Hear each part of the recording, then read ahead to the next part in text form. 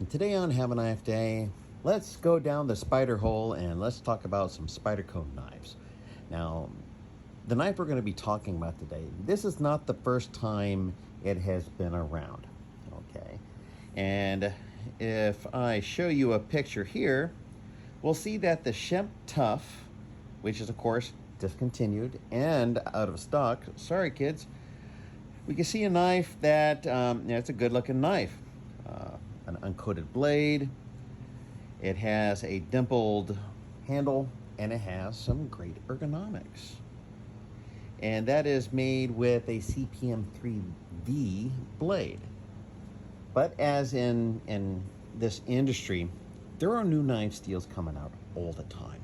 And the Johnny come lately, the new kid in town is Cru-Wear.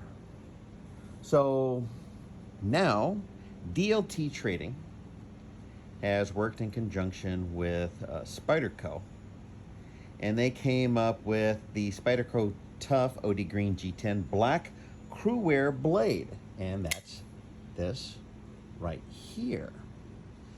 Now, Mr. Schempp has done a lot of collaborations with Spyderco. I would dare say he's fairly prolific.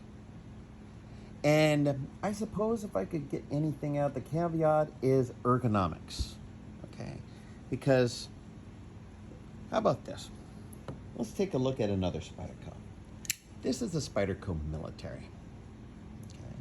I own several of these. I've modified these. This one particularly, in particular, comes only in tip down. Okay. And I want you to notice the pocket clip on this. Now, this is a right hand only. Okay, you can get them left hand carry. And I was watching another review, and they were talking about taking the pocket clip from this knife in particular, the left-hand side. And what I'm going to point out here is you can see some similarities in the pocket clip design. And apparently, the left-hand one, if you could see how it curves, the left-hand one would curve, of course, in the opposite direction. It would be very, very nice and ergonomic. What can I say? It would fit well on this knife. And I'm looking to get a pocket clip from the military and trying it out on this. What can I say? I like to modify. That's right. So back to ergonomics. So here's the military. Okay. And to put it in line for a forward thrust, you do have to tilt down your wrist to put it in line. Now, and I'm using this also for size comparison, but the ergonomics on this, it's already there in line for the forward thrust. And I really, really appreciate that. This is my first Schempp knife from Spyderco or from anywhere. The Spyder goes in a hole, the Spyder hole. We have a nice fuller on either side. Yeah, some writing here, the Schempp, the Taichung, Taiwan. I'm okay with that because they're not communists. Hey, each of us have our own things. I would prefer knives not to come from a communist country. Hey, but that's where this comes in. I'm staunchly anti-communist. Hey. And as you can tell, it does have Cru-Wear steel. Also notice this. It has a place so you can choke up on it. There is, see the nice grippiness there? And here. So, I feel that he's done a really great job making this a practical and useful knife for whatever you're going to be doing. Okay, you can choke up on it. You can come over here. It's got the nice jimping here and there. Once again, I'm going to repeat myself. And this is a titanium frame lock, coming in a nice gray color. I have to take this plastic disc off here eventually. So, and we'll see the spec spacer, the OD Green G10, and we'll sit here. Okay, you can see that they are relatively equal in size comparison, but you're wondering how big is it in comparison to a PM2? I'm glad you asked. So here's a PM2. Smaller than that. This is definitely a little bit more of a involved blade, blah blah blah, but it fits in nicely. It is bigger than PM2. Okay, so now let's talk about some other things. We're going to be talking about Cru-Wear, so let me go switch over and I'll pull that up for you. Oh no, there's an earthquake. Sorry. So Cru-Wear, what is it? In the world of knife steel, there is a multitude of opinions on just about every aspect of each metal. Some claim one is easier to sharpen in the field, another says one keeps an edge better, while another swears by the toughness.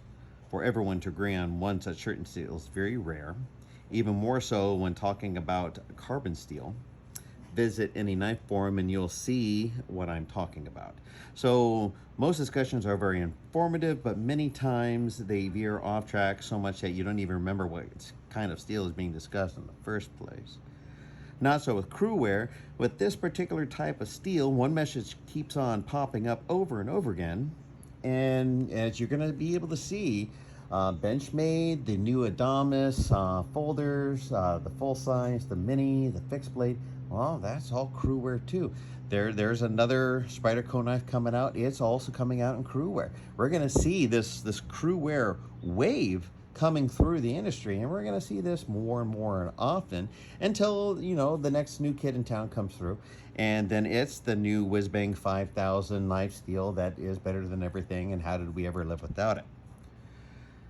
Now, the good thing is there's a good availability of Cru-Wear. And what this all comes down to, and I'm going to post, now this comes from a website called Knife Up. So they pulled all this wonderful information. The iron, carbon, chromium, molybdenum, wow, there's a whole bunch of stuff. That's why I'm just going to post a picture up for you. Okay.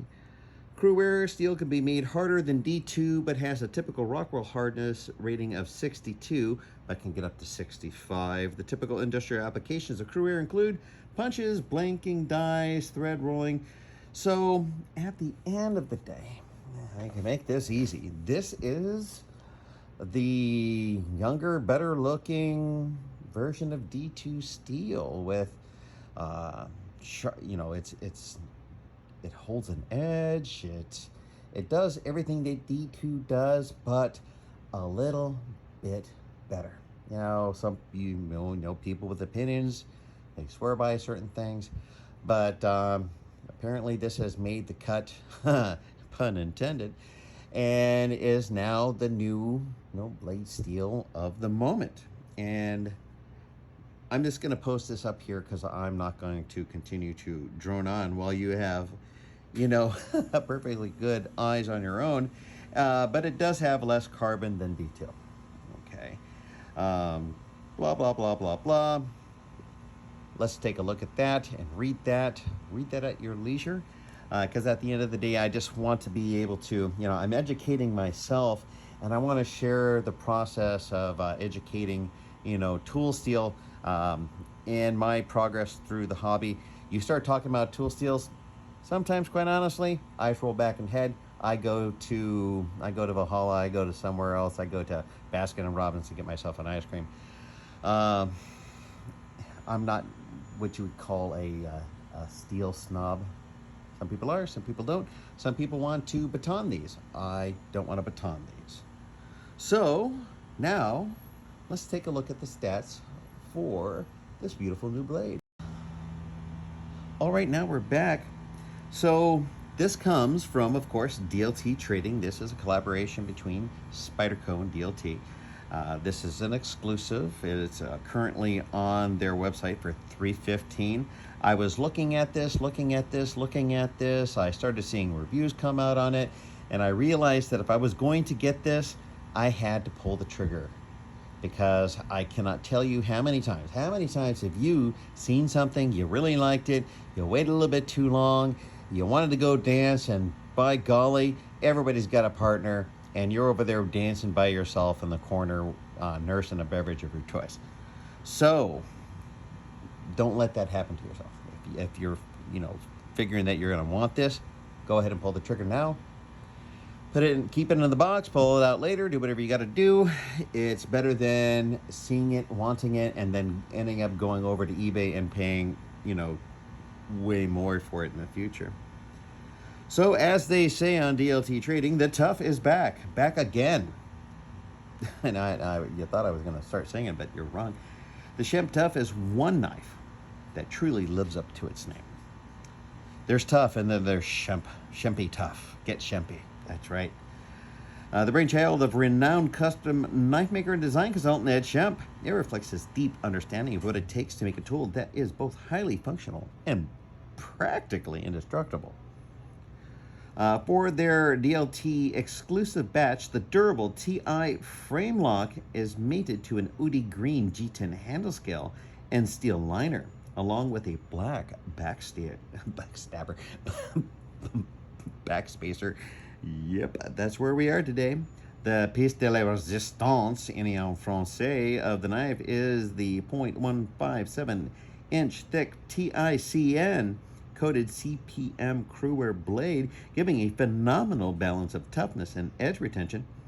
An oversized pivot and a hardened steel lock bar insert lend even more toughness to the Schempp Tuff, giving you a knife that works hard and asks for more.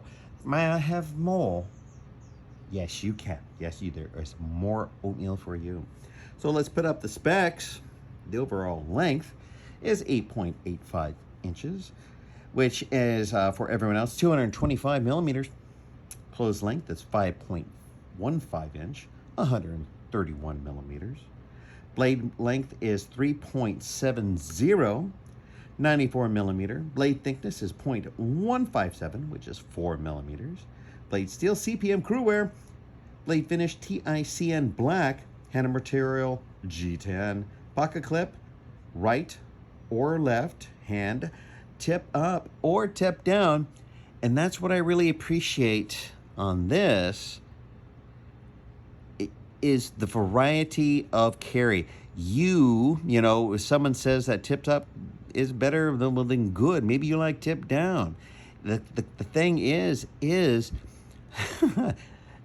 you get to choose. And good show, Mr. Schempp, on that. This, of course, this is an aftermarket set of scales I got from Aramis Akhmedov, I do believe, from Russia with love. And this is a very nice thing. Still, and we'll close this. They have these in right and left hand, but it is tip down. I personally like tip up. That's me. You don't have to have what I have. There you go. So now, mind you, I also have these that I've had modified with new scales that I have my tip up carry. But that is, I digress. Okay, this is a frame lock weighing in at 6.4 ounces. And of course, the country of origin is Taiwan. So there is that. Now, let's talk about the coating. All right, now this coating, different from a DLC. I've had coatings kind of like this on some of my SOG fixed blades and various other knives. So titanium carbonitride, TICN coating, harder than TIN. We're like, oh yeah, TIN, of course. Harder than carbide, 3 times hard than chrome. Enhanced abrasion resistance, extremely strong adhesion, molecular bond to substrate metal, broad range of substrates, thin film, typically just put that up for you. Uniform coating with no buildup on edges, follows surface texture of the part, non-toxic and FDA compliant, grayish metal appearance, environmentally friendly process. That's right. Now, the uses is better abrasive wear resistance than TIN, and lower high temperature tolerance, eliminates galling, fretting, micro-welding, yada, yada, yada, wear resistance on precision components, holds sharp edges or corners, erosion resistance, low friction, which is important when you're cutting something. You don't want something to be overly thick. You know, when you touch the blade essentially like this, you'll notice that this this coating here, which I do believe is a DLC, it's just more to it. This is smoother than this, so I suppose that would mean that this would go through whatever substrate that you're cutting through, or whatever other fancy word that I might come up with, and it will glide through there, less ability, opportunity for it to catch or to slow down. So I'm gonna put this up. I found this on a brightcoat.com for our learning pleasure. And there you go. I do believe, my friends, that would be it. So what do you think? I like it. I really, really do. I appreciate the ergonomics of it, the ability to choke up on this. Gee whiz, the next time I go out into the woods, if I just have this and I want to, make a fire here in the heat of California, not anytime soon. This is just a very comfortable knife to hold in the hand. It's very ergonomic for the straightforward stabby stab, and it's good looking. Here, let's see if I can. Well, I'm going to fixate on this little plastic thing. The pocket clip, man, that sucker was tight. Putting it into the pocket for the first time, I did add a little bit of a lanyard. Some people love them, some people don't like them. Of course, I'm not going to force you to do anything, because I'm not that kind of guy. But I like to have a bit of a tail on mine to pull it out of the pocket. So I hope you like this review. I hope you learned something today. Thank you for spending time with me. I greatly appreciate it. And remember, as always, have a nice day.